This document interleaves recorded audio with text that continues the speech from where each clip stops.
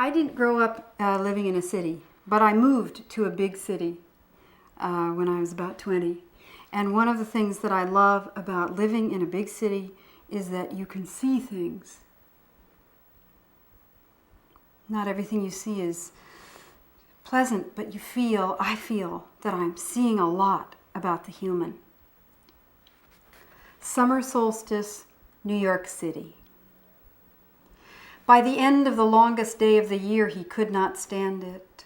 He went up the iron stairs through the roof of the building and over the soft, tarry surface to the edge, put one leg over the complex green tin cornice, and said if they came a step closer, that was it.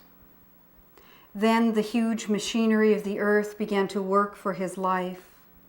The cops came in their suits blue-gray as the sky on a cloudy evening, and one put on a bulletproof vest, a black shell around his own life of his children's father, in case the man was armed, and one, slung with a rope like the sign of his bounden duty, came up out of a hole in the top of a neighboring building, like the gold hole they say is in the top of the head, and began to lurk toward the man who wanted to die.